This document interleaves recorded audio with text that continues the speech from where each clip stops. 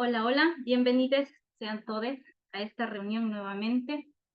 Em, Bien, estábamos tocando una temática que hoy es la segunda parte o la continuación. Ayer estuvimos viendo un poco,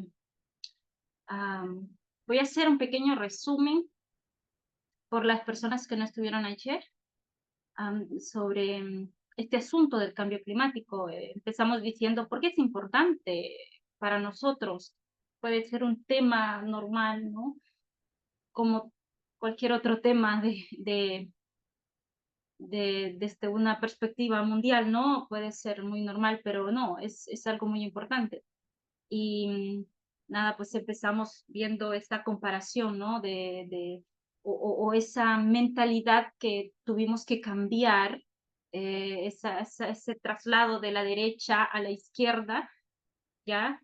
Es decir, en nuestra forma de pensar y ver las cosas que están sucediendo. Por ejemplo, ya no ver de una manera superficial, ¿no?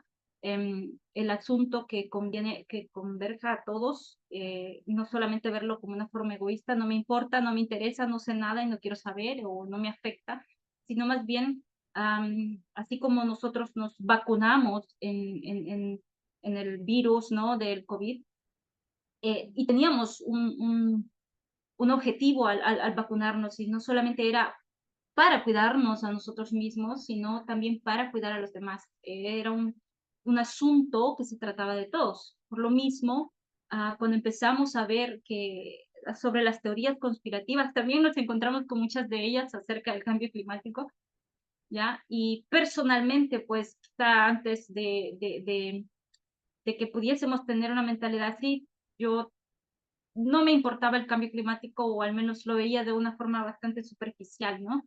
O o tal vez creyendo algunas teorías conspirativas respecto a esto, o simplemente no existe, o es algo inventado por los políticos para poder ganar beneficios económicos, como muchas de esas teorías conspirativas, ¿no? Que hablan sobre el cambio climático. Entonces, el objetivo de la clase, tanto ayer como ahora, es poder concientizar y, en primer lugar, creo que es uno el paso primordial de algo, concientizar el problema o ver la gravedad que tiene el problema para realizar esos pequeños cambios o grandes cambios, ¿no? Em, Ayer estuvimos viendo un poco de terminología. Vimos, por ejemplo, que cuando hablamos de cambio climático no es lo mismo que calentamiento global, aunque pueden estar relacionados, claro que sí, pero son levemente distintos porque el cambio climático es producido ya por ese calentamiento global, ¿ya? Y dijimos que el calentamiento global tiene una base, es decir, tiene una plataforma. am, y estos son los gases de efecto invernadero que son buenos, por supuesto, el CO2, el metano, el H2O. Entonces, todo esto son gases buenos que ayudan a mantener ese calor en la Tierra para que nosotros podamos vivir, ¿ya? Y es lo lindo del planeta Tierra, porque está ese ciclo, ¿no? Ese ciclo donde mantenemos esa temperatura a un nivel que sea saludable para vivir. Al menos ese es el plan original, ¿no? En este planeta. Pero vimos que la alteración de esos gases, sobre todo esos tres gases importantes, que los enumeramos, que era el metano, el CO2, dióxido de carbono. Hola. Bueno, si alguien quiere opinar, pues también puede levantar su manita. Ahorita estoy viendo el chat. Em, y que cuando se alteran estos gases o por la actividad humana es lo que genera el cambio climático. Y el cambio climático puede ser a largo plazo, ¿no? Y es lo que los científicos están tratando de hacer, ¿ya? Y hacen esos planes. Los planes los hacen en base a, por ejemplo, está bien, hicieron un plan, digamos, en 1979 o en 1990, perdón, para 2012, ¿ok? Entonces, ahora el plan está para 2030, ¿ya? Pero también están calculando para 2050. Entonces, um, es todo eso, ¿no? Viendo las consecuencias que esto está teniendo, vimos que hay muchas graves consecuencias tanto en el océano como en la tierra, ¿ya? y que también hay acuerdos, tocamos un poquito el Acuerdo de París, que fue uno de los acuerdos importantes dado en 2005, donde se invitaba, ¿no?, a que los países más ricos o países más industrializados que gastan más, es decir, que producen más CO2, que son los mayores contaminantes, debían de pagar, ¿no?, una cuota a los países que son más, que no gastan tanto. Entonces, vimos un poquito de esto, pero hoy lo voy a tocar un poquito más. Y creo que allí más o menos en el resumen nos quedamos llegamos al punto de tocar el punto de inflexión. Bueno, hasta aquí, ¿algún otro aporte o algo que se me... una pregunta acá, pero no la entiendo. A los países afectados. ¿Cómo así? No entendí, Mati. Tal vez la fórmula.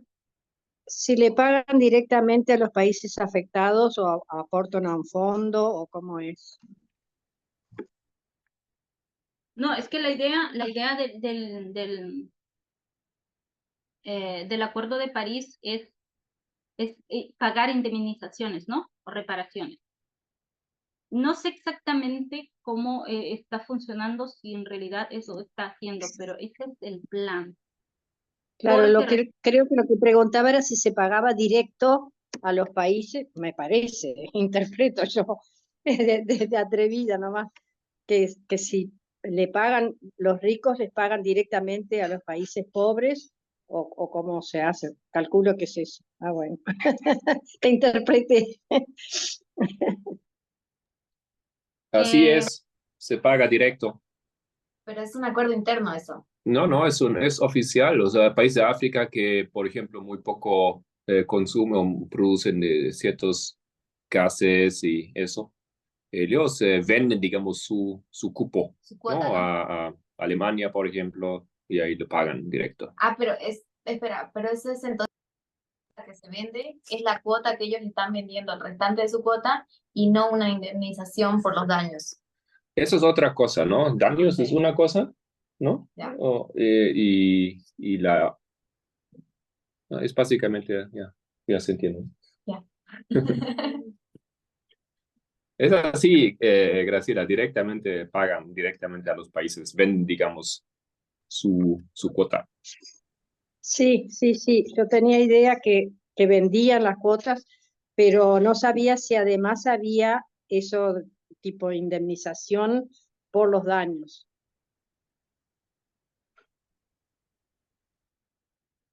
Ok. No sé en qué está eso tampoco, no tengo idea. Bien, creo que vamos a leer un poquito más de eso. Yo no investigué mucho, siendo honesta, sobre ese puntito ahora, al final que tú dijiste, Graciela. Pero sí sería bueno, ¿no?, googlearlo y verlo un poquito más. Me parece bien. Bien, ayer nos quedamos en la pregunta, ¿por qué? ¿Por qué nosotros decimos que 2014 fue un punto de inflexión para el cambio climático? ¿Por qué? ¿Qué piensan? ¿O qué idea tienen ustedes? Porque lo hemos dicho en muchos estudios, ¿no? E incluso lo hemos discutido tal vez en algún estudio, ¿no? No recuerdo bien. ¿O el informe del cambio climático? ¿Continúa? No, bueno, Informe. claro, es más o menos más de 3.000 hojas o páginas. O sea, muy bien hecho como para demostrar realmente que la mano humana es la que ha causado, ¿no? De hecho, estos desastres. Sí, vamos a hacer esa línea de los informes. Está bien, hubo un informe, claro que sí. Podríamos decir luz, ¿ya? Pero vayamos un poco más adentro. ¿Qué movió al pensamiento de los científicos a decir de que esto era un punto de inflexión, un punto de no retorno? ¿Qué los llevó a pensar eso? Porque claro, Creo que los han venido tocando casi los mismos puntos. Graciela. creo que creo que ellos estaban haciendo como una especie de reloj del tiempo que quedaba para la supervivencia humana en el planeta Tierra si se continuaban con esas emisiones. Y creo que en el 2014 se llegó al punto de no retorno, que aunque se ahorre y aunque todo, ya el daño es tan grave que no puede garantizar la buena supervivencia de todos, creo. Sí, justamente, Graciela. Y dentro de esa gravedad o de ese rastreo histórico. ¿Hola? Sumado a lo que decía Graciela, eso también tiene que ver porque ya, digamos, haga lo que se haga, no se puede revertir el daño. Lo que sí se puede es minimizar los efectos, digamos, ¿no? Pero creo que ese era el análisis de los científicos en cuanto al clima, al cambio climático, es que los daños que se habían causado no se pueden revertir ahora, simplemente se los tiene que minimizar lo más posible, digamos. Eso. Exactamente. Bien, compartí pantalla. ¿Sí la ven? Porque es directamente de la web, así que ahí van a salir Sí, algunos se anuncios. ve bien, Sí, se ve sí, bien. vemos bien. Listo. Me pareció importante este artículo. Quise buscar algunos y creo que este fue el más que encontré. Está, sí. Dice, el calor extremo en los océanos superó el punto de no retorno en 2014, perdón. Bien, tal como dijo Graciela, había un recuento, ¿no? Es como históricamente, vamos a ver, y llegamos a un punto donde las cosas van aumentando, pero ya no puedo, como dijo Solange, ya no se puede remediar, o sea, en otras palabras. Y lo que observaron fue el mar, ¿sí? Entonces dice, las altas temperaturas que antes eran raras, ahora cubren la mitad de los mares y devastan la vida silvestre según un estudio. No lo vamos a leer todo, sino solo una partecita del artículo. Y dice, según una investigación, el calor extremo en los océanos del mundo superó el punto sin retorno en 2014 y se ha convertido en la nueva normalidad. Los científicos analizaron las temperaturas de la superficie del mar durante los últimos 150 años, que han aumentado debido al calentamiento global. Descubrieron que las temperaturas extremas que ocurrían solo el 2% del tiempo hace un siglo han ocurrido al menos 50% del tiempo en todo el océano global desde 2014. En algunos puntos críticos, las temperaturas extremas ocurren el 90% del tiempo, lo que afecta gravemente la vida silvestre, y más del 90% del calor atrapado por los gases de efecto invernadero es absorbido por el océano, que desempeña un papel fundamental en el mantenimiento de un clima estable. Y el último párrafo dice, al utilizar esta medida de extremos, hemos demostrado que el cambio climático no es algo incierto y que puede ocurrir en un futuro lejano. Es algo que es un hecho histórico y que ya ha ocurrido.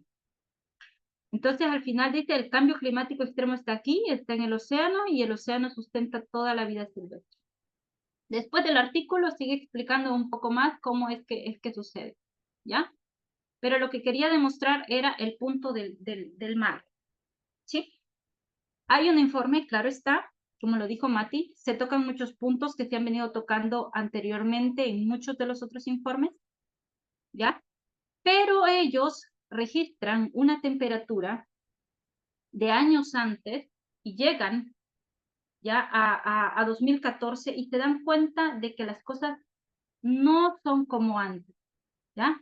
Que en 2014 más del 50% de todos esos registros mensuales que en todo el océano había superado este punto de referencia de calor extremo que se registra cada 50 años en el mar, porque hay una medida, ¿no? Hay medida, se mide se va midiendo cada cierto periodo de tiempo cuánto va el mar. Y cuando llegaron al 2014 vieron que este porcentaje subió, superó el 50%, ¿no?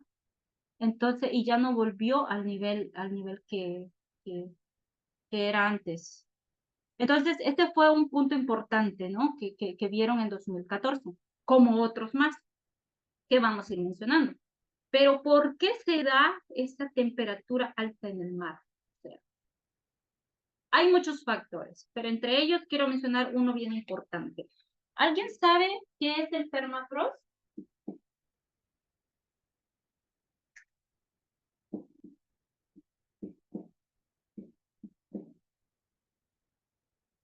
Sí, yo sé, Ujú. ¿Puedes explicarlo? yo sé. Creo que yo sé.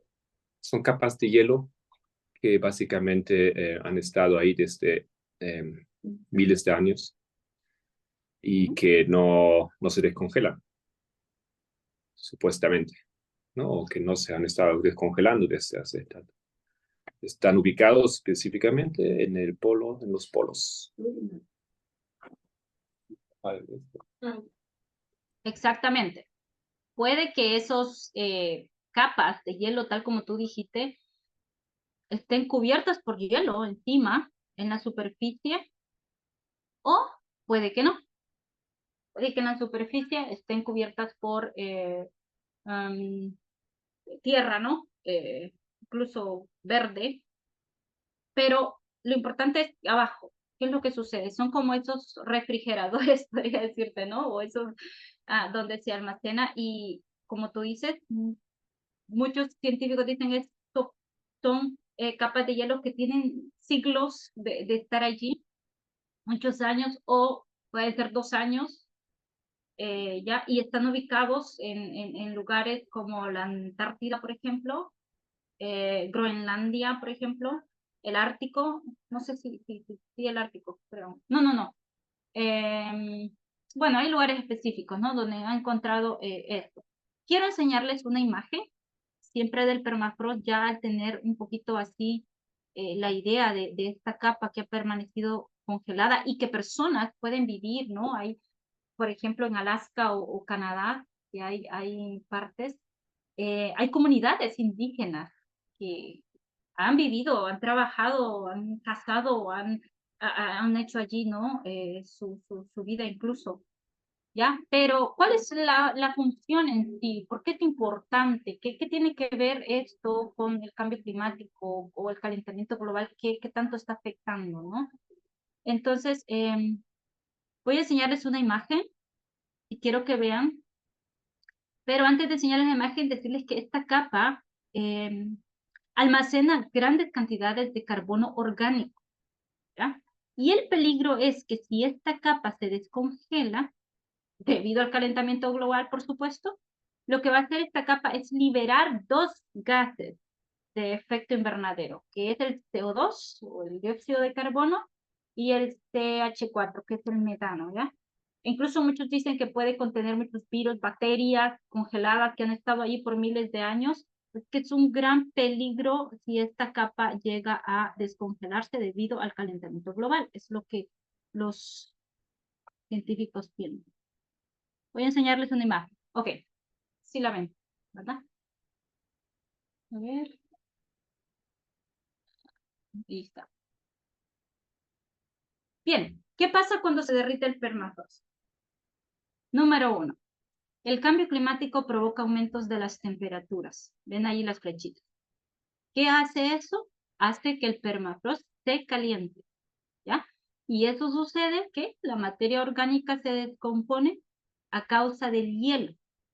Por tanto, libera CO2 y metano en la atmósfera, las moléculas que ven así, y eso hace que aumente la concentración de gases de efecto invernadero que contribuye al cambio climático. ¿Ah? Entonces es como todo un ciclo, ¿vean? Algo así, ¿no? Se mira. Entonces es como esta forma, ¿no? De liberar. Ahora, lo que sucede es que cuando el permafrost, lo que los científicos están viendo es que esto estaba sucediendo, está sucediendo. Se están descongelando muchas capas que han estado allí. ¿ya? Entonces, y esto, obviamente, ¿qué sucede cuando hay mucha descongelación, ¿no? Cuando se derrite el hielo. ¿A dónde va esa agua? ¿A dónde cae esa agua? Claro, el problema con el derretimiento de los polos es que van aumentando el nivel de los océanos y van cubriendo las franjas costeras. Exactamente, ese es el peligro. Y ese es uno de los peligros, ¿no? Cuando vemos esto. Aumenta, por supuesto, el nivel del mar, ¿no? Daña, por ejemplo, los arrecifes de coral en el mar, el derretimiento de este hielo, por ejemplo, en Groenlandia o en la Antártida, todo esto combinado que tiene agua dulce, ¿no? Y esto cae al mar, pues por supuesto que esto aumentaría. Y es algo real que está sucediendo. El nivel del mar está aumentando y está aumentando más de lo que normalmente más del nivel que se esperaba, ¿ok? Entonces, yo quiero hacer una línea. Yo voy a hacer la línea de los sacerdotes, ¿ya? Pero solo así como que me sirva como una guía. A ver.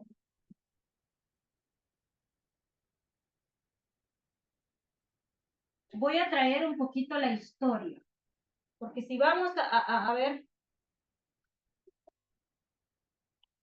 yo creo que aquí no se ve, no se ve bien. Si vamos a ver esto, lo vamos a ver bien en la historia, para tener una visión más certera, ¿ok? Bien, entonces voy a hacer la línea de los sacerdotes. ¿Me pueden dar los títulos, por favor? Sería que 1989, Ajá. luego 2014. ¿La de los sacerdotes o la de los 144.000? Estás preguntando. Sacerdotes. Bueno, 1989, 2001, 2014, 2019 y 2021.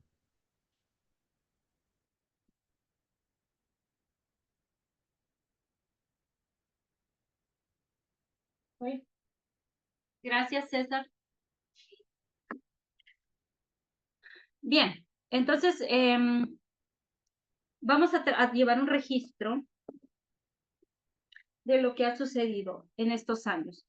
Y quiero decirles que antes de que,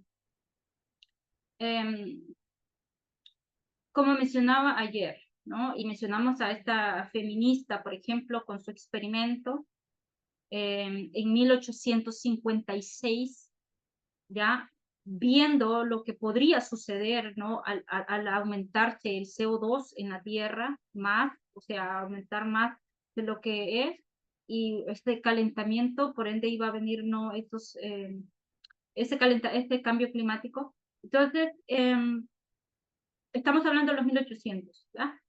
Entonces, cuando los científicos empiezan a hablar de, por ejemplo, toneladas millones, o sea, es decir, de cuánto aumento, ellos siempre dicen, es más que la era preindustrial o más que la era industrial, ¿no? Porque desde la era industrial se ha venido viendo esta decadencia. Y como lo dijimos ayer, a más industria, pues claro, mayor aumento, ¿no? De estos gases, ¿ya? Pero cuando ya los líderes mundiales comienzan a ver, se reúne suficiente evidencia científica, se reúne suficiente evidencia científica. Y obviamente los líderes ya dicen, no, esto ya no puede quedarse solamente así, ¿ya? Entonces van a traer a conciencia este asunto y es allí donde en 1979, vamos a ponerle aquí 10 años antes, 1979,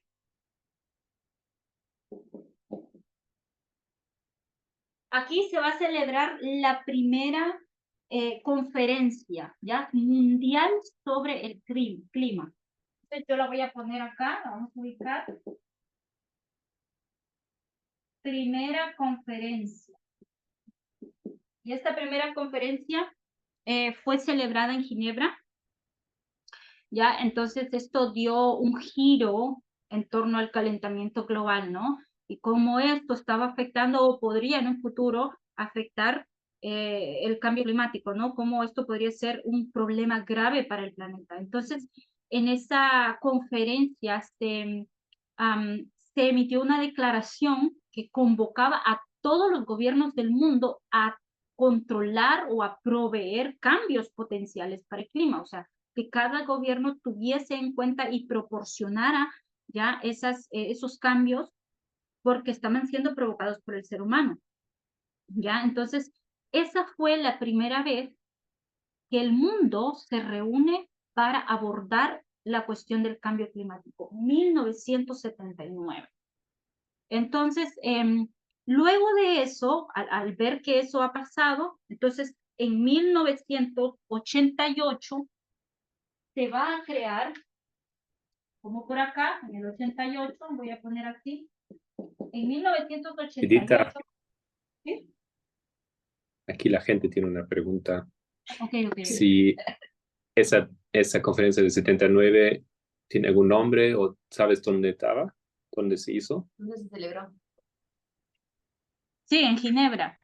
Se celebró en Ginebra. Ok.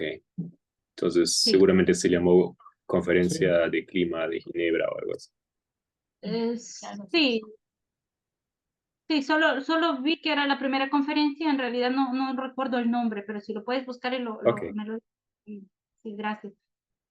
Ok, bien, entonces en 1988 se va a crear un panel gubernamental con un objetivo bastante específico y claro. Este era un panel intergubernamental sobre el cambio climático, ¿ya? Entonces, es como un grupo o una directiva, así en palabras como que un poco más, podría decirlo, ¿no? Más colegiales. Entonces, es como un grupo científico, ¿no? Reunido por las Naciones Unidas para poder monitorear o poder evaluar toda la ciencia global relacionada con el cambio climático, ¿ya? Entonces, este panel lo voy a poner en siglas y es del IPCC. IPCC. ¿Ok? Creo que se mira así. IPCC. Entonces, hay informes que ocurren cada cierta cantidad de años y el propósito del IPCC era examinar y evaluar esta bibliografía científica, ¿no? Esta bibliografía técnica, socioeconómica que tenía que ver con el cambio climático, que tiene que ver con el cambio climático. Ok, entonces, este órgano ha producido hasta la fecha 6 informes desde entonces. El último fue en el 2023. Y los científicos esperan que si se cruza el umbral dijimos que la temperatura global es 1,1. Algunos dicen 1,2, 1,1 grados Celsius. ¿Ok? Entonces, si esto supera al 1,1, es decir, a 1,5, inclusive a 2, que es lo que no quieren, ya, grados centígrados, si esto supera, probablemente no es que el mundo va a acabarse completamente, ¿no? Pero obviamente se va a calentar más de lo que ahora estamos viendo, ¿no? Temperaturas sumamente más calientes, ya más que la era preindustrial. Entonces, el primer informe de evaluación que se hizo fue en 1990. Así que yo quiero que vean algo. Hay evidencia científica. Se reúne el mundo, ¿ya? Hacen una primera conferencia reuniéndose para abordar el tema. Crean el IPCC. Esto va a ayudar a evaluar esa ciencia climática o a darle importancia, ¿no? A toda esa evidencia científica. Entonces ya para aquí llegamos entonces a ver, ¿qué dije? 1990. Llegamos a 1990 Y en 1990 se va a crear el primer informe de evaluación. El primer, voy a poner 1 y E, que es el primer informe de evaluación. Y allí mismo, en el 90, se crea la segunda conferencia sobre el clima. ¿Okay? Se hace la segunda conferencia sobre el clima, allí mismo. Y estos informes se iban haciendo, esas conferencias normalmente las iban haciendo cada año, normalmente, ¿ya? Entonces, cuando llegamos a 1992, cuando ya llegamos al 92, van a crear una convención de las Naciones Unidas sobre el cambio climático para hacer negociaciones, ¿ya? Porque a todo esto todavía no se ha hecho esto, pero aquí van a crear otro como órgano, podría decir, para hacer negociaciones sobre el cambio climático. Entonces, esto tiene unas siglas que se le conoce como CMNUCC. CMNUCC. ¿Ok? Lo que se mira, ¿verdad? Entonces, el objetivo de esta convención, en marco de las Naciones Unidas siempre, el objetivo era estabilizar esta concentración de gases de efecto invernadero en la atmósfera, sobre todo el CO2. Entonces se hizo que se reunieran año tras año los líderes mundiales para poder establecer estas negociaciones, ¿ya? Y obviamente para poder definir las medidas que se iban a tomar para a escala global, ¿no? Entonces se empezaron a hacer reuniones o conferencias conocidas como COP o conferencias de las partes. A ver, si te miro acá. Las famosas COP o conferencias de las partes. Entonces el objetivo era buscar colaboración internacional. Y la primera reunión o la primera conferencia de las partes fue realizada en Berlín en 1995. Acá, en el 95 se realiza la primera reunión o COP1. Voy a poner así, COP1. Y allí mismo, en 1995, se hizo, a ver, el segundo informe de evaluación. Acá. Aquí mismo tenemos el segundo informe de evaluación. Si ustedes ven, ya llevamos 1, 2. ¿Ok? Luego llegamos a 1997. 97 antes de 2001. Vamos a evitar un poquito el relajo acá. Voy a poner 2001. ¿Ok? Llegamos al 97.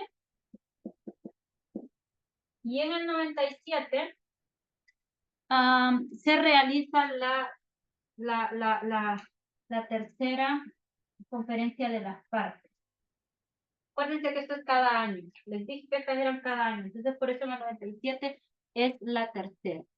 Pero allí mismo se da algo muy importante en el 97. Esto es muy importante. Y se da el protocolo de Kioto. O sea, así se llamaba. La COP3 se llamaba protocolo de Kioto. Protocolo Kioto. ¿Ok? Esto fue acordado en Japón, Kioto. Y obviamente, como anteriormente, fue vinculante para limitar todas las emisiones de gases de efecto invernadero, ¿ya? Entonces, los países firmantes del protocolo de Kioto todos los países que firmaron, ellos se comprometieron, ¿no? a poder reducir, tomar medidas claras para reducir esas emisiones, al menos un 6,8% en comparación con los años 90.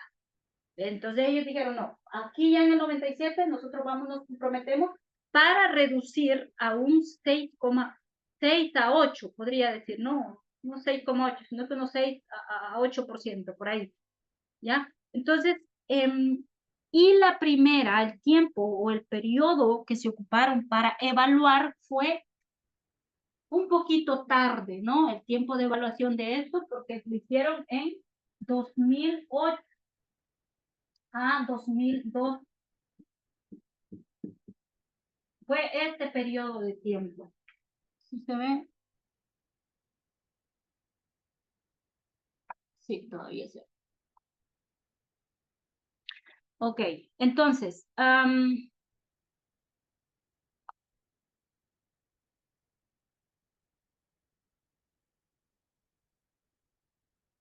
bien, cuando ya llegan a 2001, acá tenemos 2001, se hizo el tercer informe y fue publicado también, obviamente, tercer informe acá en 2001, fue dado el tercer informe publicado por el IPCC. Recuérdense que es este órgano, ¿ya? Tercer informe de evaluación en 2001. Y en 2007, no voy a dar mucho detalle por tiempo, pero en 2007, 2012, vamos a poner acá, 2007. En 2007, a ver, fue el cuarto informe. Cuarto informe de evaluación. Y en 2014, como lo había mencionado Matías, hubo un informe, por supuesto. Fue el quinto informe de evaluación, en 2014. Ya, entonces, es muy importante, y voy a hablar un poquito acerca del quinto informe.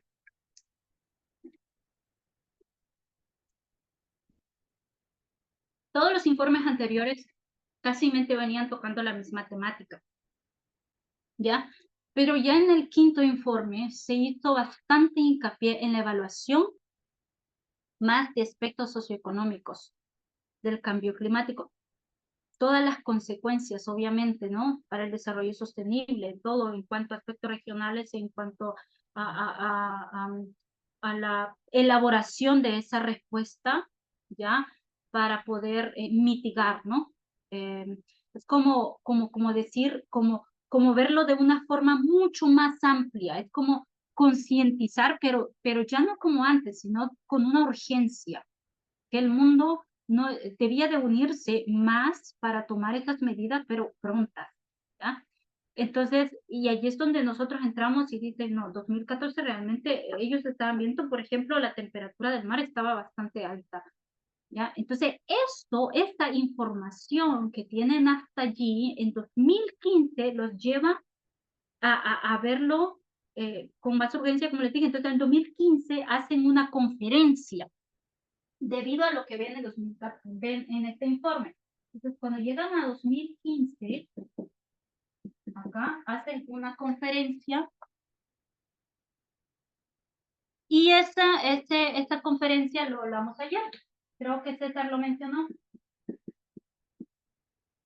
El Acuerdo de París. César, ¿estás allí? ¿Podrías resumirnos un poquito de qué se trataba el Acuerdo de París? Si quieres, claro. Ok, Bueno. voy. En sí, pues como tú lo estás mencionando, eso fue el desarrollo de, pues, un montón de conferencias. Ya tú nos acabas de dar el background y tal, pero en sí, digamos, eso es como un tratado internacional, ¿no? Que tiene que ver con el cambio climático y que cumple, y que, bueno, básicamente cubre es más que todo el aspecto financiero y el aspecto de las cuotas de emisión de gases, ¿ya? Y también la disposición de los países industrializados a ayudar no solamente ellos mismos a cumplir con ese proceso de transición energética, sino también de ayudar a los países subdesarrollados, ¿ya? A pasar también por ese proceso de transición energética, proveyendo, ¿no? De tecnologías limpias, bueno, de energía limpia.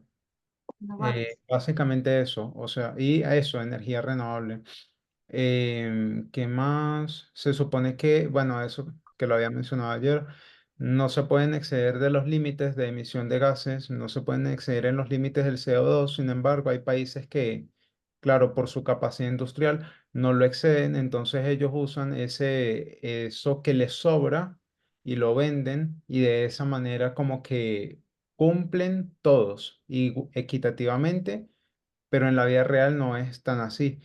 Y bueno, sí, es básicamente eso, como que todos los países se están comprometiendo a ese proceso de transición energética, que los países industriales van a ayudar a los no industrializados a pasar a energías renovables, energías más limpias y a disminuir gradualmente la emisión del CO2. Eso es así, o sea, esos son que sí los puntos más importantes que yo recuerdo. Sí, sí, claro. Tendría que ver con un aspecto económico, ¿no? Ofrecer esta financiación, como tú dijiste, a los países en desarrollo, ¿no? En vías de desarrollo, tratando como de mitigar, ¿no? Este cambio climático o al menos fortalecer, como ellos dicen, la resiliencia climática en estos países, que ellos puedan mejorar su capacidad para adaptarse a esos grandes impactos que tienen, que incluso no son ni siquiera producidos por ellos mismos, sino por otros. Pero el Acuerdo de París se da en ciclos de cada 5 años, es decir, Ah, con qué pena. acciones. Ujú. Qué pena, Edita, no, perdón, dale, si quieres continúa, mala mía, que te interrumpí. Pero si querías decir algo, ¿no? Bueno, sí, es que también yo recuerdo que cuando, pues, a mí me dieron, en parte, ¿no? De derecho de los tratados, era muy importante este acuerdo, principalmente porque fue el único, digamos, el primero en el que se llega a una concordancia de todos los países, o sea, todos, sin distinción se adhieren a ese acuerdo. Los anteriores no eran vinculantes, pero este fue el único que es vinculante y por eso es que es tan importante, porque a partir de allí, digamos, esa es como la base jurídica internacional que dio pie a lo que hoy es el derecho internacional, el derecho sí, internacional al medio ambiente. Ese es como el que dio toda la base jurídica, porque los demás eran solo conferencias, reuniones, se discutía, se debatía, se llegaban a acuerdos, pero ninguno de esos acuerdos eran vinculantes. Y este fue el primero. Y a partir de allí ya se creó, pues, eso, una legalidad, ¿no? Como tal, a nivel internacional sobre este tema, el derechos medioambientales, que se llaman. Ajá. Yo concuerdo con lo que dice César en ese sentido porque, o sea, los primeros informes fueron interesantes, fueron importantes para lograrse ese acuerdo de París, porque en realidad ellos analizan el daño que se está haciendo y las medidas que se pueden tomar como para reducir ese daño, digamos. Pero algo que se concretiza como una acción para combatir esa problemática recién es la conferencia de París, perdón, la... Ay, se me olvidó la palabra. El Acuerdo de París. Gracias. Ujú. Eso. Así es. Sí, sí, tal cual como les dije, ¿no? Casi me venían arrastrando los mismos puntos todos los informes, pero cuando llegan a 2014 dicen, no, es que la cosa aquí se está poniendo más dura, ¿no? Hay que mejorar algo. Y en base a todo eso también ven el punto de inflexión, que me parece muy importante a mí esa parte también, ¿no? Al menos son conclusiones mías eso. Eh, y ya ahora las medidas tenían que ser tomadas y cuando se da el acuerdo de París, am, lo hicieron así como que un ciclo de 5 años, ¿ya? Las acciones de los países de darse, debían de ser muy ambiciosas, ¿no? En cuanto a materia climática y se esperaba que cada 5 años los países tenían que enviar ese plan de acción, ese plan actualizado de acción climática, ¿no? Que puedan, como dijo César, que sea muy objetivo para reducir el CO2. Entonces, entonces se hicieron todo eso, ¿no? Y los países, pues, comunican esas medidas y todo eso. Y cuando se llega a 2019, ya en todo ese contexto, cuando ya llegamos a 2019, y lo tenemos, en 2019 se da según la conferencia 25. No las enumeré todas de uno en uno, solo comencé haciéndole así, ¿no? Perdón, las COP, no las enumeré todas, pero ya aquí cuando llegamos aquí ya llevamos la COP 25 en 2019. Ya, y esta reunión se dio en España, en Madrid, bajo la presidencia de Chile. Y solo para así como mencionarlo un poquito, esta conferencia inicialmente, originalmente se iba a dar en Brasil, allí estaba planificada, ¿no? En Brasil, pero el presidente Bolsonaro desistió a finales del 2018, entonces Chile asumió la presidencia, pero si ustedes recuerdan, hubieron muchas protestas en Chile en octubre del 2019. Y esta conferencia se dio en noviembre. Sí, noviembre. Entonces, imagínate unos meses antes. Entonces, hay estas protestas, los 2 meses antes, ¿no? Que se celebra esta conferencia. Y no se podía, obviamente, ¿no? Era como un riesgo. Entonces, se celebró en España. Allá se realizó. Y el presidente Piñera, creo que era en ese tiempo, no pudo estar en esa conferencia debido a las protestas que hubo en su país. Entonces, esto fue el impasse que pasó, ¿no?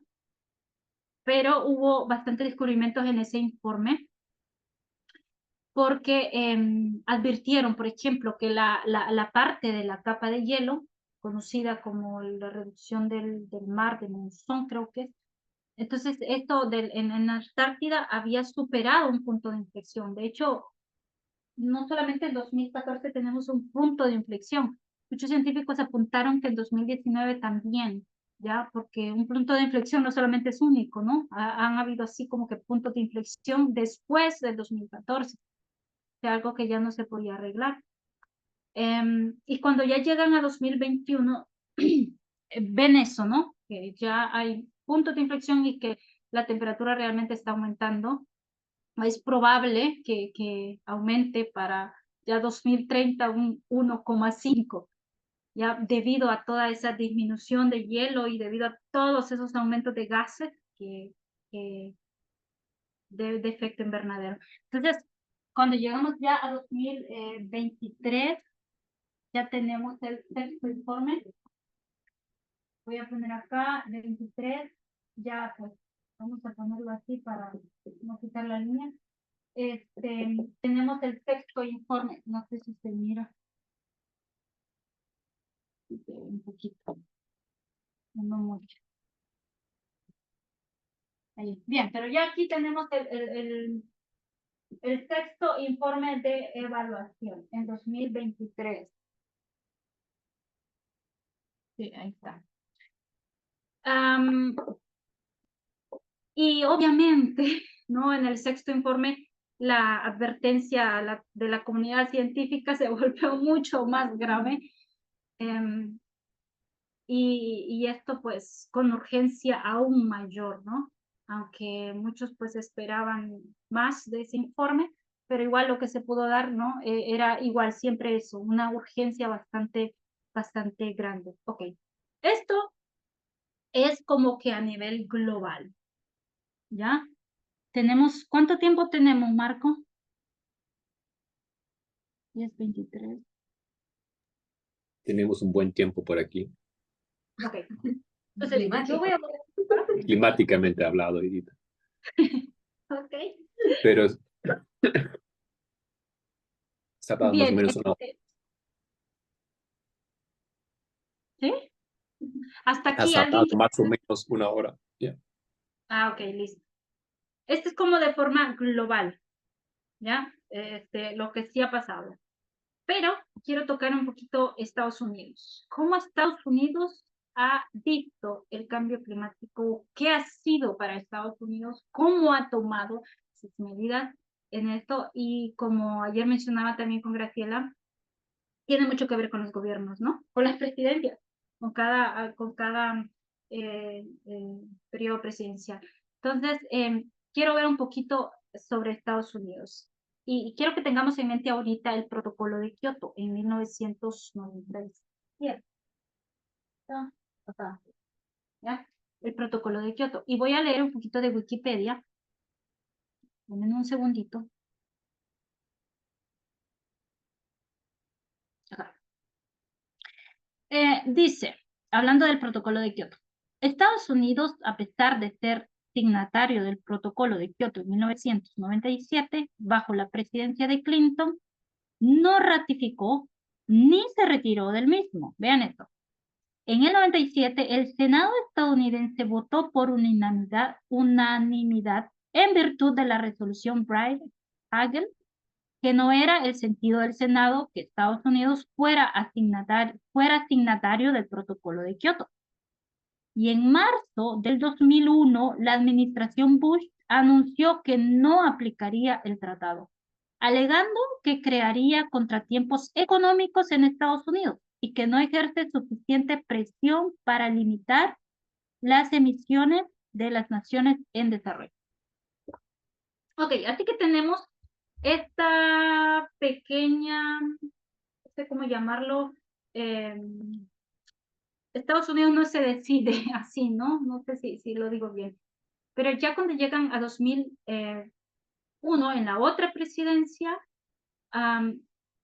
dicen, no, esto es prácticamente contratiempos económicos, va a crear contratiempos económicos y yo creo que Estados Unidos no puede hacer eso. Entonces, aquí en 2001 prácticamente se retiran, ¿ya? Del acuerdo, de este protocolo de Kioto, y Estados Unidos no quiere participar en ello, en otras palabras, ¿ya? Entonces, pasan todo ese tiempo desde Bush, así, un poquito como que no estoy, y llegamos a 2014.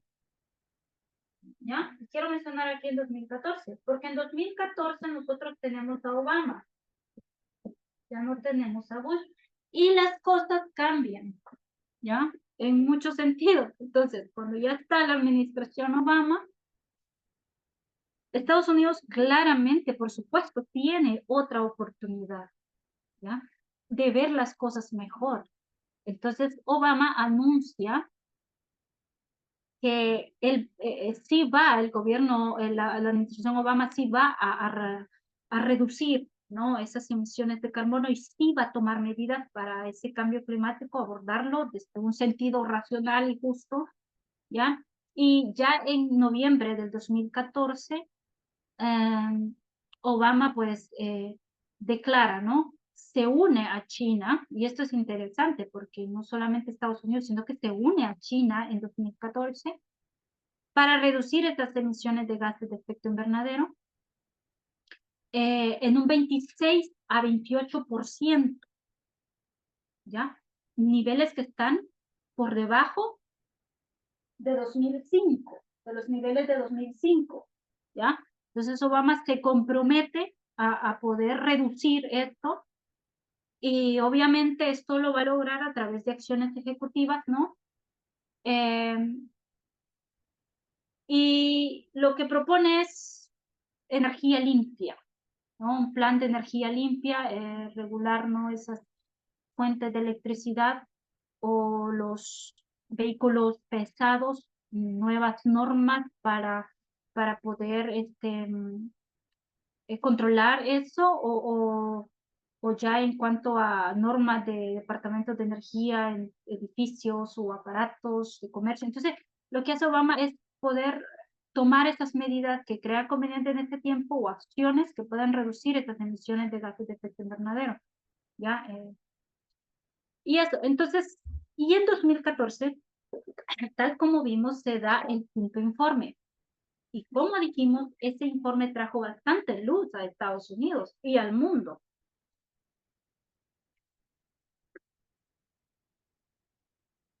Así que Estados Unidos, tras anteriormente no haber participado en esos tratados anteriores sobre el clima, Estados Unidos sí firmó el Acuerdo de París, cuando ya viene en 2015. Estamos en la administración Obama y sí firma, ¿ya? Entonces, y aunque el Acuerdo de París, que creo que no lo mencioné, no obligaba a una reducción específica, o sea, muy específica para ningún país, o sea, tampoco es como que una obligación exacta y esto exactamente así, ¿no? Sino que es como una propuesta, pero bastante consistente, tal vez podría decir, ¿no? Pide a los países, esto sí, ¿no? Que ellos fijen sus propios objetivos, entreguen esos informes que los obliga, pero a presentar informes, pero informes que tengan medidas creíbles y medidas justas. Eso es lo que hace el Acuerdo de París, pero no te dice exactamente esto tienes que hacer así y así, ¿no? Entonces, y antes de que, por ejemplo, cuando se establece el IPCC, que evalúa todos esos informes, antes de que se estableciera en el 88, ya Bill Clinton, a ver, si alguien me recuerda, ¿en qué periodo estuvo Bill Clinton? No busqué eso, no recuerdo. Si alguien puede Era, googlear, ¿de qué? Del 96 al 2000 creo que era. ¿sí? No. Si googleaste, o sea, la presidencia, ¿cuándo la empezó? Fue antes de Bush, ¿cierto? ¿O estoy mal?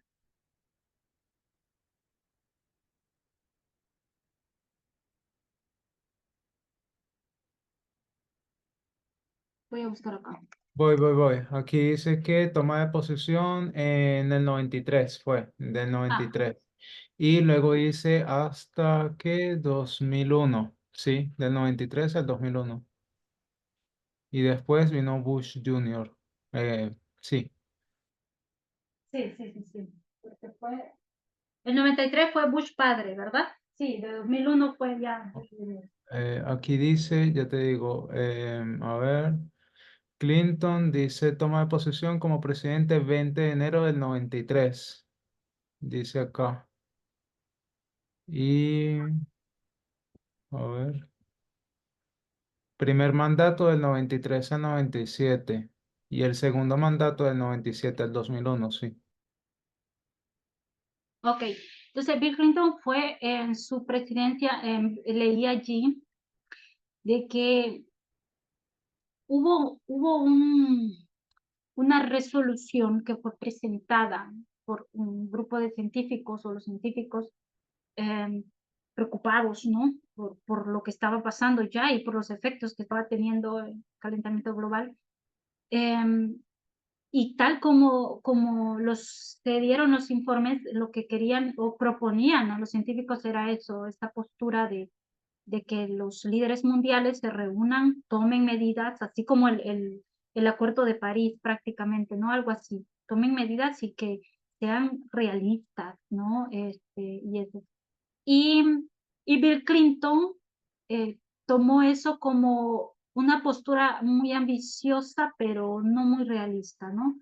Eh, fue como que no tomó eso en consideración y prácticamente criticó eso. Entonces, Obama, de alguna manera, como entendía esto, ¿no? Y no solamente allí, sino cuando ya llegamos a Bush y vemos el acuerdo de Kioto, y todavía Estados Unidos no se mete mucho, no quiere involucrarse. Entonces, ya con Obama las cosas cambian y Obama pues tiene que actuar, ¿no? La administración Obama dice, debemos de cambiar. Por eso cuando se unen al acuerdo de París, eh, la administración Obama considera esto, ¿no? Firmarlo y esa necesidad de involucrarse y de presentar esos informes. pero estaba como que muy bonito eso y qué bueno, ¿no? Qué bueno que Estados Unidos, pues sí, finalmente quiera involucrarse y quiera hacer eso, pero Obama no duró por siempre, ni la administración Obama duró por siempre. Entonces, cuando ya llega Donald Trump al poder, pues Donald Trump va a querer a sacar a Estados Unidos de ese acuerdo. Y es que el detalle fue que cuando la administración Obama firmó ese acuerdo, no vio que hubo necesidad de pasarlo por el Congreso, ¿ya? Entonces, cuando Estados Unidos, perdón, Donald Trump llega al poder, entonces hay una forma como que muy fácil, ¿no? De sacar a Estados Unidos del acuerdo. Voy a leer de Wikipedia algo al respecto.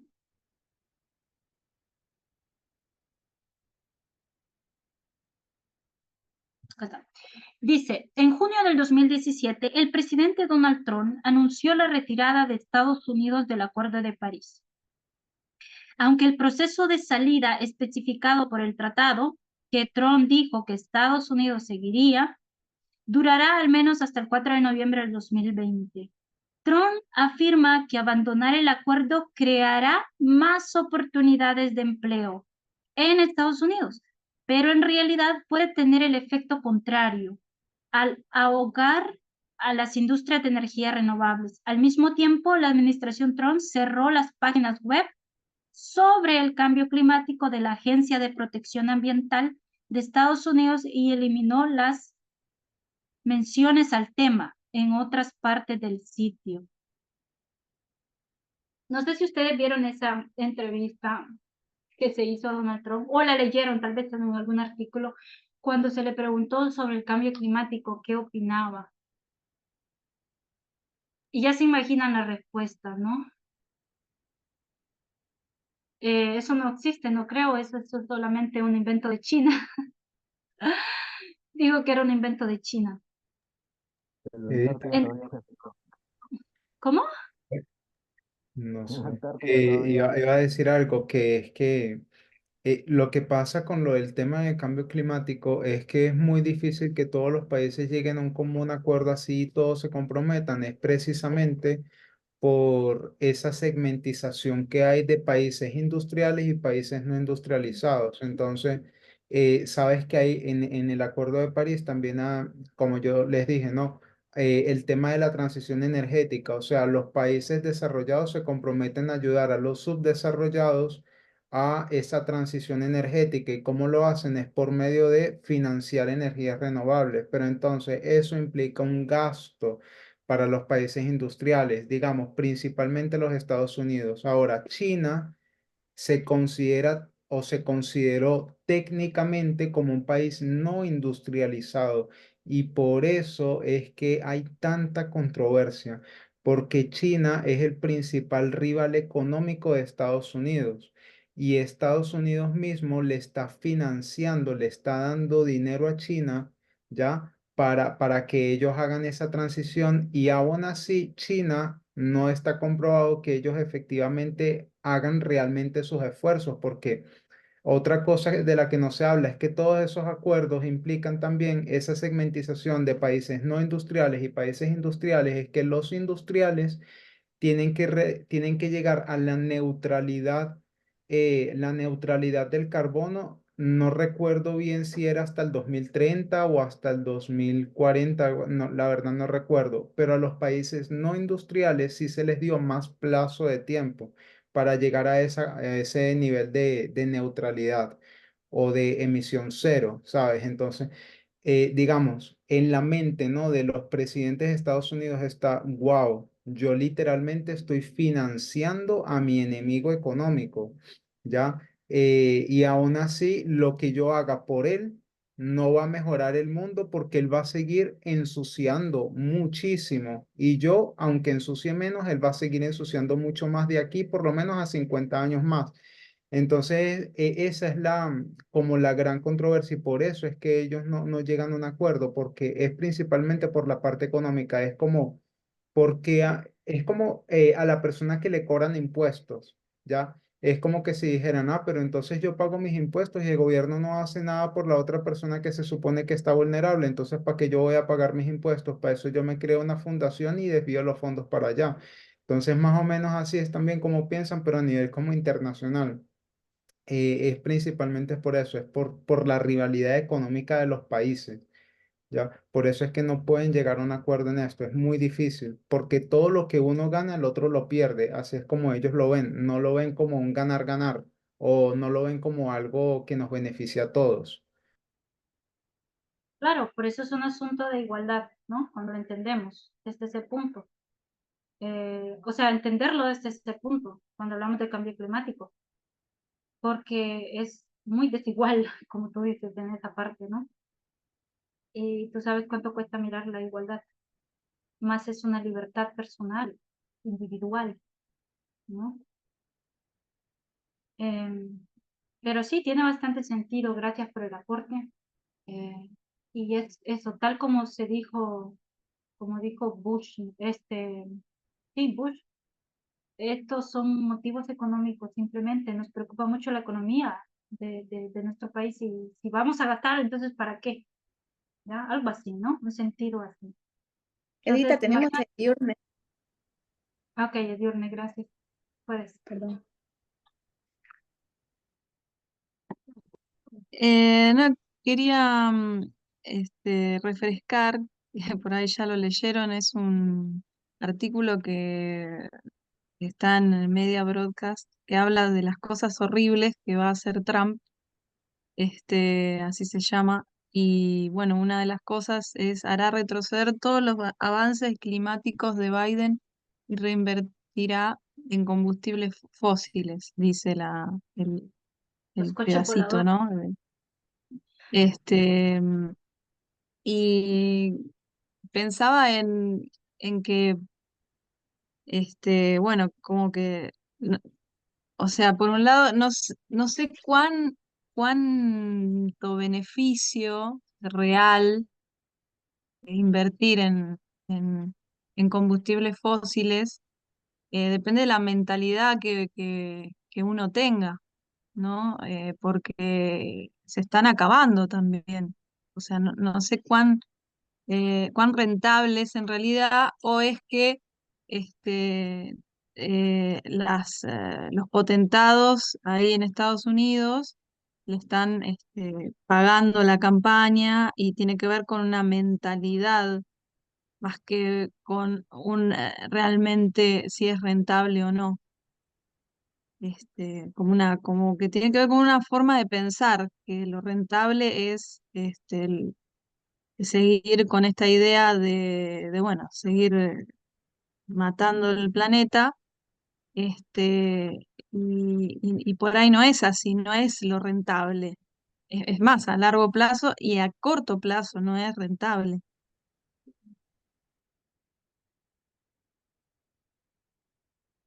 Sí, es bastante complejo, ¿no? Cuando consideramos todas estas cosas, incluso, porque imagínate lo que dijiste es muy importante. Ah, Trump estuvo 2016, 2020, y nosotros sabemos que Estados Unidos, al menos, y Trump lo que hace es cortar o dejar de financiar la ciencia climática, ¿ya? Y gran parte proviene de allí, de Estados Unidos, y es como, imagínate, luego de todo eso, pues Biden o la administración Biden quiere volver a remediar, ¿no? Eh, Todo eso que ha pasado se reincorpora, por ejemplo, en 2021 al Acuerdo de París, la administración Biden. em, y, y en 2000, por ejemplo, en 2019, donde se celebró la conferencia que les dije, ¿no? En España, en Ginebra, y trataron todo ese asunto del derretimiento del hielo y de todos los glaciares en la Antártida y todo eso. Entonces, en enero, por ejemplo, de 2020, luego de eso, de 2019, Trump dice, bueno, está bien, me voy a unir a una campaña, que había una campaña, ¿no? La campaña de plantar árboles, no sé cuántos eran, pero uno de los congresistas creo que fue que dijo y trajo la idea de que sean 1 trillón de árboles. Entonces Donald Trump dice, ok, sí, yo voy a unirme a esta campaña en 2020, por ejemplo, ¿no?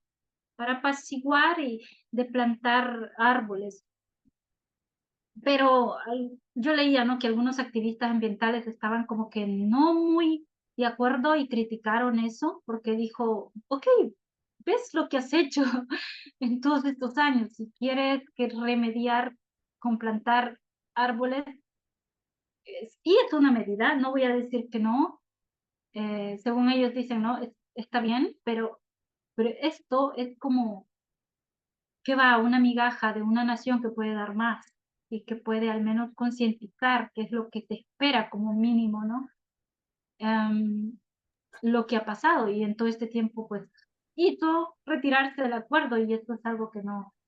Entonces, Creo que el conflicto con Trump era, digamos, con los ambientalistas era el hecho de que Trump usaba esto como una campaña política simplemente para ganar adeptos, pero en realidad era, digamos, era falso, no era su intención hacerlo y de hecho actuó en contra de todo esto, digamos.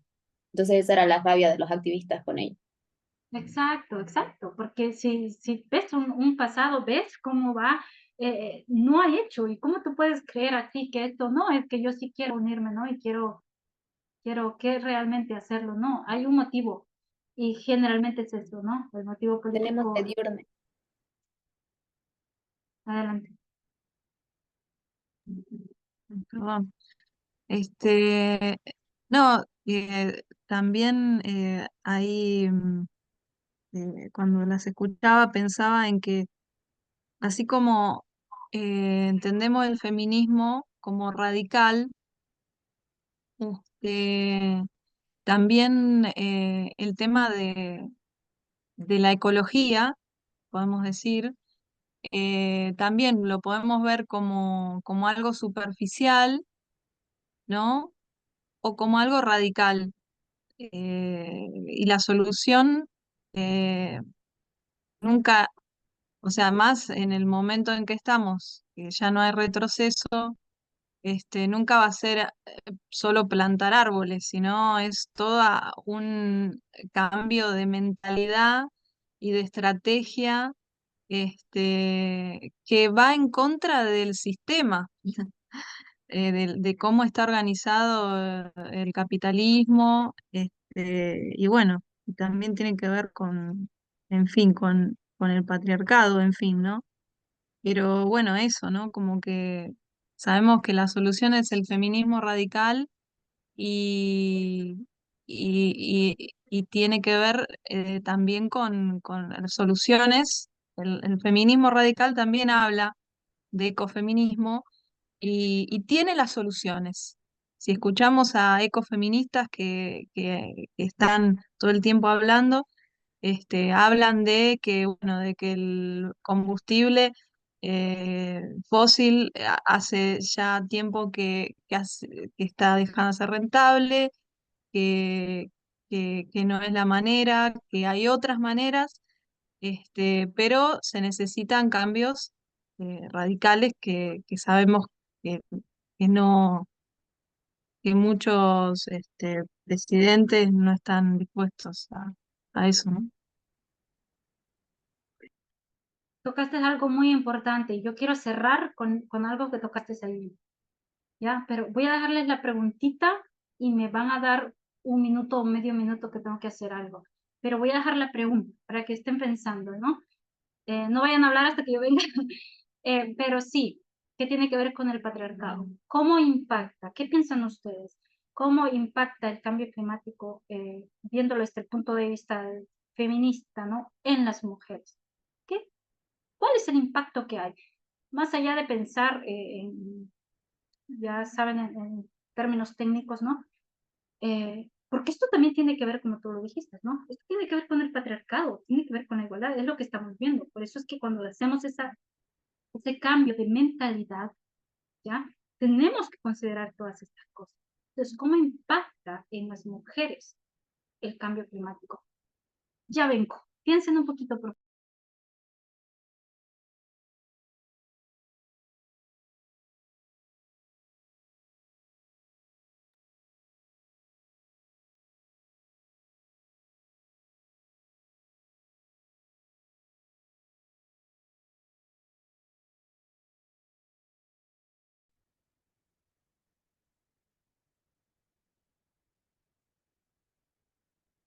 Así que repito la pregunta, ¿cómo impacta el cambio climático en las mujeres y las niñas?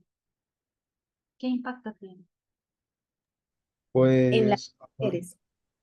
¿Dices? Perdón, César. Sí, sí, sí. Ok, adelante, César. ok. Pues yo diría, a ver, en nuestros Sí, países, de ¿no? las mujeres. Eso. En nuestros países, principalmente aquí en Latinoamérica, nosotros sabemos, ¿no? Por datos, que muchas mujeres llegan a ser padre y madre, ¿ya? Y en ese sentido, ¿no? Por cuestiones de, obviamente, ¿no? La carencia económica y tener que sostener un hogar, pues solas, tienen que vivir en sitios, digamos, que son bastante cercanos a cuestiones insalubres, ¿no? O sea, en la cuestión de falta de recolección de desechos sólidos es algo que impacta muchísimo, ¿no? En barrios, pues, de estratos más bajos y el tema de andar viviendo también cerca de fuentes de agua que están contaminadas, eso también impacta. ¿Por qué? Porque tampoco se puede, digamos, filtrar bien el agua que beben pues capaz sea directamente de la llave y esa es agua que por más que sea, ¿no? Que venga con sus cosas y tratada, ¿no? Entre comillas, también ven igual pues con suciedad. Entonces yo diría más que todo es por eso, por lo menos de lo que yo vivo, ¿no? De lo que puedo ver, por lo menos en mi realidad, ¿no? Lo veo así. Eso, o sea, en lugares que están cercanos a, sí, basura, porque la recolección el municipio no la hace como es, y pues nada, cercanos a ríos que sí, o sea, fuentes de agua que están contaminadas, diría yo. También el tema de los acueductos. Por ejemplo, cuando llueve mucho, los acueductos están tapados de basura. ¿Y eso qué ocasiona? Ocasiona derrumbes, ocasiona que la tierra, ¿no? Se remueva y a veces hasta hay casas que se pierden por esa misma razón, pierden sus cositas, ¿no? Porque se inundan donde están viviendo. em, sí, o sea, esas son de las cosas principales que yo pues he visto, sí, en mi experiencia. Capaz hay otras cosas, pero esas son las que cuando hiciste la pregunta se me vinieron a la mente porque es lo que uno puede ver más cercano.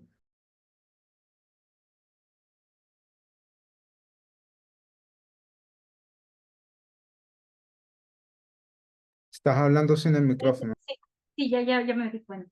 Ok, me parece muy bien. Vamos a tocar unos puntos de eso que dijiste, pero quiero escuchar la opinión de los demás. Creo que Sol iba a hablar y después Matías Lacut, si no, si me guía. O no sé quién seguía. Vamos por orden de lista. Ok. Creo que tal vez podemos decir que el calentamiento global afecta a las mujeres en el sentido de, no necesariamente mujeres únicamente, sino pero los desastres naturales afectan a mucha gente en general. Em, y en el caso de las mujeres, digamos, el esfuerzo que hacen en los trabajos, porque en realidad como la crisis económica muchas veces depende más de ellas, digamos, ¿no? En algunas familias. Entonces, ellas como su salud de repente, aparte del desgaste dentro del trabajo, también está comprometida, digamos, su salud física, digamos, ¿no? En la calidad de aire que consumen y todas esas cosas. Pero creo que mayor afectación vemos en esas personas o en esas mujeres que han hecho todo un esfuerzo para tratar de defender este tema o de hacernos ver, como por ejemplo la científica que mencionaste, en 1985, creo, si no me equivoco. 856.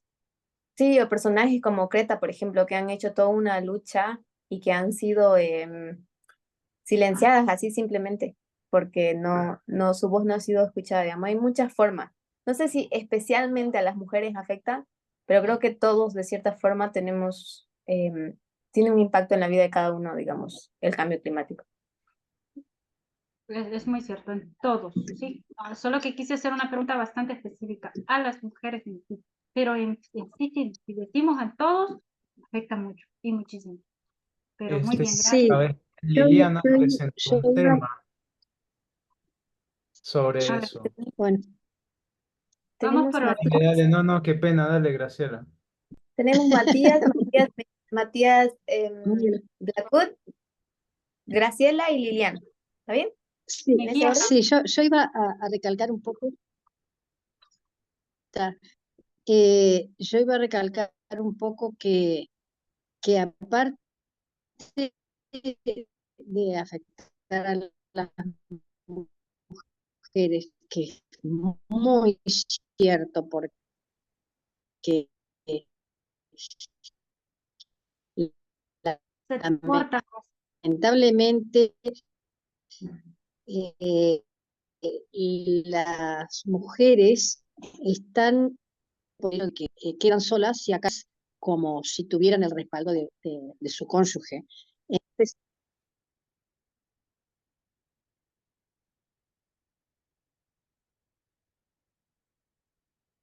Gracias, te perdimos.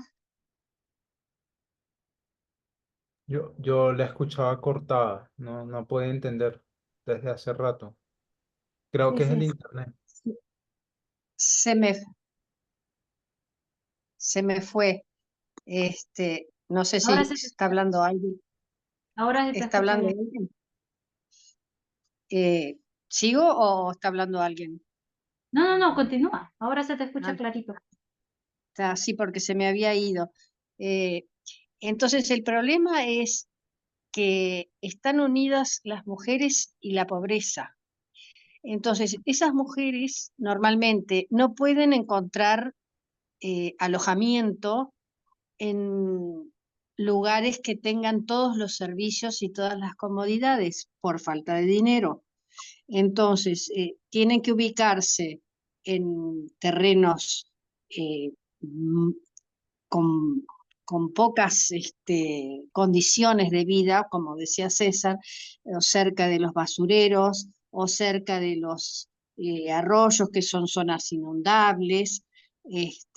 Entonces, afecta muchísimo, pero afecta doblemente, porque afecta a las mujeres y afecta a los pobres, que también son los niños. Por lo menos en nuestro país hay muchísima pobreza infantil, justamente por ese mismo motivo, de que quedan a cuidado de sus madres y las madres no tienen cómo sostener solas una familia grande, y entonces terminan en esos barrios tuburizados, inundables, con basura, etcétera.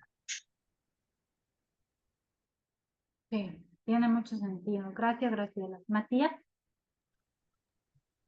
Sumando un poquito más a lo que se ha dicho, porque la verdad que iba a decir algo similar, es el hecho de que el principio de lo personal es político, de que el cambio climático nos afecta y nos va a seguir afectando de forma personal, pero no es algo que nosotros podamos modificar por ser vegetarianos, sino que es algo que es estructural y que afecta a poblaciones enteras. Y si sos de un país pobre y tenés que ser un refugiado climático, tenés menos posibilidades de recuperarte, y si encima sos pobre, menos posibilidad, y la gente más pobre suelen ser mujeres y tienen niños, y es como que la vida es muchísimo más difícil. Entonces, en ese aspecto yo veo que le afecta muchísimo más a las mujeres. bien, gracias. Matías Mejía, Eh, sí. Bueno, ya que estabas mencionando el aspecto socioeconómico, que fue, creo, el principal estudio que hicieron, y viendo que el capitalismo es el que mayormente se utiliza como modelo económico en estos países ricos.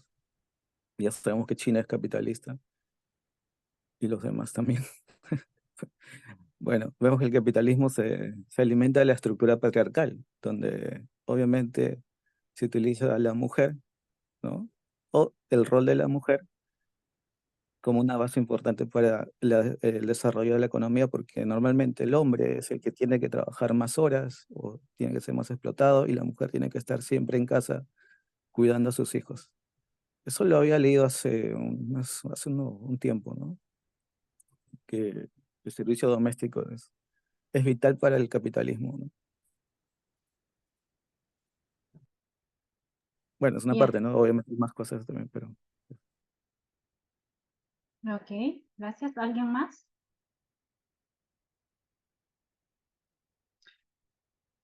Bien, agradezco las opiniones Sí, y sí. qué Ujú. pena, solo una última, ¿no? Que hace rato había dicho que Liliana había desarrollado el tema, un tema, ¿no? Sobre eso precisamente. Y una de las cosas que se mencionaba era el tema de, hay algo que se conoce como desplazamientos por el cambio climático. Entonces, por ejemplo, en países del Sahara, como el Sahara está cada vez ganando más espacio, hay ciertos países que se están viendo muy afectados por eso, porque entonces el desierto se está comiendo cada vez más cultivos y fuentes de agua. Entonces las mujeres principalmente, como lo que decía ahorita Matías, ¿no? Que son cabeza de hogar, entonces ellas, como tienen que velar, ¿no? Por la familia, en fin, tienen que verse obligadas, ¿no? A dejar su lugar, a dejar su sitio y migrar a otro lugar en busca, ¿no? O sea, es como comenzar de cero siempre y simplemente es para sobrevivir. ¿Por qué? Porque el Sahara le quitó la tierra, ya no puede cultivar, le quitó la fuente limpia de agua. Entonces, ¿quién sabe dónde va a conseguir el agua? ¿Quién sabe ahora de qué se va a sustentar? Si lo que hacía era cultivar, no sé, yuca, que es una de las cosas que más se da por allá en esa zona, y resulta que, bueno, que ahora por el cambio climático la cosecha salió mal, ¿de dónde va a sacar la plata? Todas esas cosas, también ella lo había mencionado y sí, o sea, eso también me hace pensar, ¿no? Más allá de LATAM, también allá en África tienen eso, ¿no? El desplazamiento del Sahara que está comiéndose la tierra. Edita, Ujú. ahora me hecho recordar, César. Eh, claro, todo afecta de alguna manera más a la mujer, eso sí es verdad, porque en el caso de las industrias, ¿no? Vemos que obviamente trabajan en un contexto sexista, entonces es complicado, ¿no? Por ejemplo, el tema de la pornografía, el tema de, bueno, de los deportes también, ¿no? O sea, casi todo se maneja bajo una estructura sexista y esas industrias trabajan obviamente para ganar dinero. Entonces se mantiene el sistema y se mantiene a la mujer debajo del hombre, siempre. En el caso también de las mujeres que son más pobres, cuando hay, como dicen, ¿no? Desastres naturales, tienen que emigrar a otro lugar y mayormente allá ellas son más pobres incluso y son discriminadas y algo que ya todos sabemos es que hay tratas de mujeres o de blancas, como lo llaman, ¿no? Ahorita en Estados Unidos he visto un reportaje de que ahí prácticamente si llegas, bueno, tienes que trabajar a veces de mucama o de quizás en un bar, es donde hay más trabajo incluso ahí. Y muchas mujeres caen en ese mundo y son obligadas también a prostituirse, ¿no? Y hay muchos más casos, obviamente, otros temas, ¿no? Sí, justamente lo que tú mencionas y César también, según la ONU, el 80% de esos desplazamientos son mujeres. Y estas mujeres, como ustedes dijeron, estas mujeres están en mayor riesgo de pobreza, en mayor riesgo de violencia doméstica, embarazos no deseados, ¿no? Por incluso emigrar a lugares que son sumamente inseguros, ¿ya? Entonces, es casi eso, ¿no? Que ustedes han dicho. Y quiero terminar con un pensamiento que es básicamente refiriéndose a lo que ustedes han dicho, de una feminista y defensora de los derechos humanos. Ella se llama Matcha Born, algo así. Y ella dice, si eres invisible en la vida diaria, tus necesidades no serán consideradas, mucho menos atendidas en una situación de crisis. Y es que, como dijo Solange, nadie escapa. Hombres, mujeres, todos impacta de una manera muy fuerte. Pero en tiempo de crisis agrava esto, ¿ya? Y si en el tiempo normal muchas de tus necesidades como mujer no son atendidas debido a todas estas estructuras, ¿no? Si te vas al ámbito de la medicina, si te vas a cualquier ámbito, entonces siempre vamos a ver este desnivel o esta desigualdad. El tiempo de crisis es mucho más duro. Y ya hasta allí podemos incluir todo lo que ustedes mencionaron y todo eso. Bien, el objetivo final de la clase, como les había dicho, concluyendo en todo, era eso, concientizar un poco y conocer la historia y que de alguna forma o de varias formas el conocimiento ha sido progresivo y las medidas de acción han sido progresivas y hasta que, como leí recientemente en un artículo diciendo con ese pensamiento, ¿no? De arrepentirse por no hacer las cosas mucho más antes o años atrás, diciendo que, ¿por qué empezaron tan tarde en 1979? Debieron haber empezado mucho más antes, quizá ya ahorita en 2023 tuviésemos resultados más o mejores resultados, no sé, o hubiésemos tomado medidas. Pero de igual forma, sea como sea que se hizo, todo el proceso en el mundo se ha abordado. Yo no creo que, que una teoría conspirativa sea con todo esto, ¿no? Hay una historia, hay un hilo histórico que se ha ido dando y se ha visto que en realidad esto es grave, ¿ya? Y que no podemos decir que es un invento de los políticos para poder controlar a las masas y todas esas teorías que ustedes ya saben, ¿no? No es así, es algo real. Y como finalmente quiero acabar, como dijo Mati Blackwood, no es simplemente con algo, ¿no? Impacta en todo, tanto en alimentación como en esto, en lo otro, son grandes estructuras, ¿no? Y a veces tú te quedas, pues, para que analicemos, ¿no? Tanto personalmente como también verlo de una forma global y entender que esto es realmente algo que nos está afectando, ¿no? Y en mi caso personal, como les dije ayer, ya considerar y ser más consciente, ¿no? Cuando hay medidas climáticas, ¿ya? Y darse cuenta de que son necesarias, a veces son necesarias. ¿Ok? Entonces, y sí, gracias por las participaciones. Claro, como dice Mati, sí es cierto. Afecta mucho a las mujeres, por supuesto. Embarazos no deseados. Imagínense, aumento de población, pobreza y tantas otras desigualdades que hay. Es terrible realmente. Entonces, gracias por estar conmigo en la clase. Si tienen algún pensamiento final, pues adelante. Ay, sí, perdón. Pero yo me quedé pensando que obviamente nos afecta a todos. Por ejemplo, estaba pensando en el aspecto sanitario. O sea, el sol está haciendo estragos en todo el mundo, pero especialmente afecta más a los pobres, porque justamente son los que no pueden tener acceso a comprarse los filtros, que a veces tienen trabajos insalubres, que tienen que estar trabajando al aire, al sol.